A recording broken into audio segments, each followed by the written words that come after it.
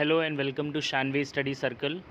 आज हम सीखेंगे कि एक ऑनलाइन लेसन प्लान कैसे बनाया जाता है। आज हम बात करेंगे सब्जेक्ट यहाँ पे सिविक्स की। इसके पहले मैं आपको बता चुका हूँ कि इंग्लिश का लेसन प्लान कैसे बनाया जाएगा, उसका फॉर्मेट दिया जा चुका है ऑलरेडी। और जैसे कि हम सभी लोग जानते हैं कि आज की डेट में ऑनलाइन टीचिंग बहुत ही पॉपुलर हो चुकी है, तो बहुत सारे स्कूल्स में और जो है ऑनलाइन टीचिंग ज़रूरी कर दी गई है, तो वहाँ पे आपको ऑनलाइन लेसन प्लान बनाना आना चाहिए। इवन हमारे जो बीएड का करिकुलम है, जो डीएलएड का करिकुलम है, वहाँ पे भी आपको ऑनलाइन लेसन प्लान्स बनाने के लिए कहा जाता है। तो ये हमारे लिए बहुत ही यूज़फुल होने वाला है। सो प्लीज़ मेरी मेहनत को अप्रिशिएट करते हुए चैनल को प्लीज़ सब्सक्राइब ज़रूर करिएगा।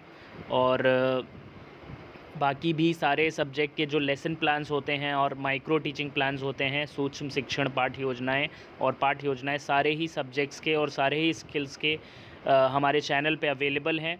और आप प्लेलिस्ट को ब्राउज़ कर सकते हैं जाके, आपको सारे सब्जेक्ट के लेसन प्लान्स और माइक्रो प्लान्स मिल जाएंगे। तो शुरू करते हैं आज का video, online lesson plan for civics. तो सबसे पहले जो है यहाँ पे हम कॉलेज नेम अपना डालेंगे, जो भी कॉलेज नेम होगा हमारा, फिर कॉलेज का एड्रेस आ जाएगा, फिर सब्जेक्ट, क्लास, आपका नाम और बीएड का जो भी सेमेस्टर है आपका, थर्ड में ही मोस्टली हम लोग यहाँ पे करते हैं ये। फिर हम जो है प्रस्तावना प्रश्न पूछते हैं, चूँकि हिंदी में ये प्लान बना है तो यहाँ पे हिंदी में बात करेंगे।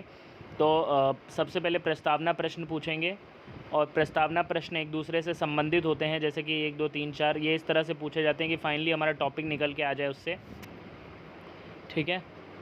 फिर ये हमने एक कवर पेज दिखा दिया अपने टॉपिक का कि किस टॉपिक के ऊपर हम ये बनाने जा रहे हैं, ठीक है। जैसे संयुक्त राष्ट्र संघ के बारे में आप क्या जानते हैं, तो एक प्रेजेंटेशन का वे हो गया तरह से, ठीक है।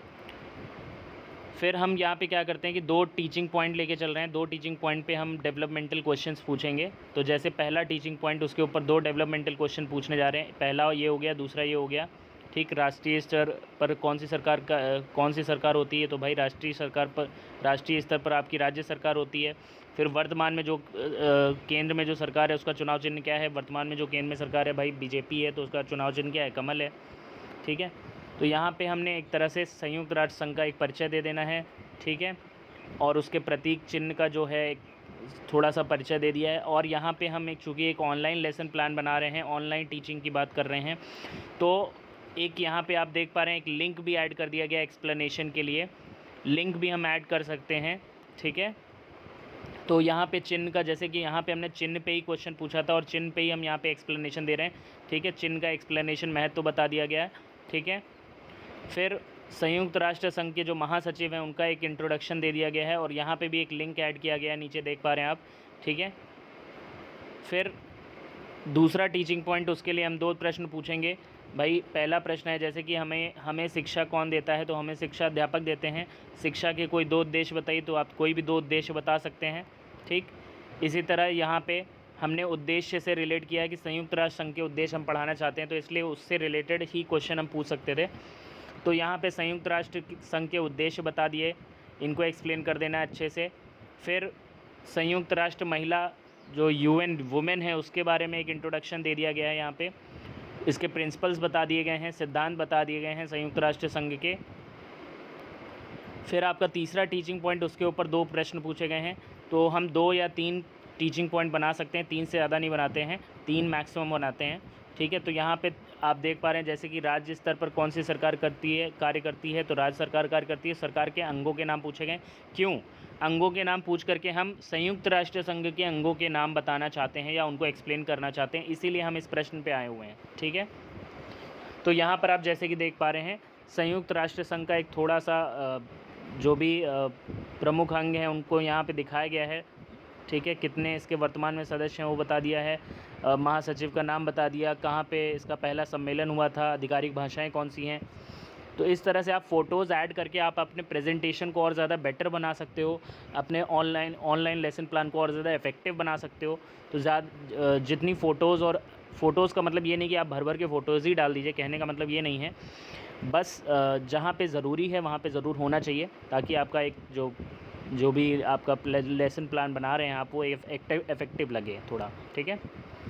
तो यहाँ पे एक एक करके हमने इंट्रोड्यूस किया है एक एक जो हमारा ऑर्गन है, जो उसके प्रमुख अंग हैं संयुक्त राष्ट्र संघ के। जैसे कि सबसे पहला है संयुक्त राष्ट्र महासभा यानी कि जनरल असेंबली हमारी, तो इसकी फ़ोटो भी दिखा दी गई, साथ में अटैच कर दी गई है। फिर सिक्योरिटी काउंसिल सुरक्षा परिषद का फ़ोटो दिखा दिया भाई। फिर तीसरा जो अंग है हमारा आर्थिक और सामाजिक परिषद इकोसॉक। फिर अंतर्राष्ट्रीय न्यायालय हमारा हो गया। फिर संयुक्त राष्ट्र सचिवालय हो गया। संयुक्त राष्ट्र संघों के अंगों का परिचय भी दे देना है थोड़ा सा, जो फिर स्पेशल एजेंसीज़ हमें बता दी यहाँ पे, स्पेशल एजेंसीज़ ऑफ यूएन। अब हम पूछेंगे कुछ जो है आपके जो लास्ट समराइजेशन क्वेश्चन टाइप होते हैं, है ना, तो उन यहाँ पे आप समराइजेशन क्वेश्चन कम से कम 3 पूछ लिए गए हैं, फिर उन्हीं को हम एक्सप्लेन कर देंगे, आंसर बता देंगे, स्टूडेंट्स आंसर करेंगे उसी से। इनको आपको एक्सप्लेन भी कर देना है, एक एक करके बोल के बताना है, ठीक है, क्योंकि ये एक ऑनलाइन टीचिंग प्लान है, तो यहाँ पे हर एक चीज़ को आपको बोलना पड़ेगा। जो भी आप डिस्प्ले कर रहे हो स्क्रीन पे वो आपको बोलना पड़ेगा, ठीक है।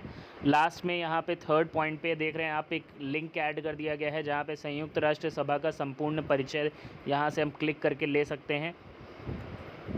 स्टूडेंट्स को हम यहाँ पे बताएंगे, ठीक है, कि ये लिंक ऐड किया गया है, जिसको खोल के आप दिखाएंगे भी, दिखा भी सकते हैं, ठीक है। फिर गृह कार्य दिया जाएगा। गृह कार्य में 2 गृह कार्य दिए जाते हैं। पहला जैसे यहाँ पे उद्देश्य और सिद्धांतों के बारे में लिखने के लिए कह दिया गया है, और दूसरा विशिष्ट अंगों को एक फ्लो चार्ट के माध्यम से प्रदर्शित करने के लिए कहा गया है। मतलब दूसरा वाला जो होमवर्क रहेगा वो एक्टिविटी बेस्ड रहेगा, कुछ करने के लिए दिया जाएगा। सो इस तरह से हमारा एक lesson plan, online lesson plan civics का तैयार होता है।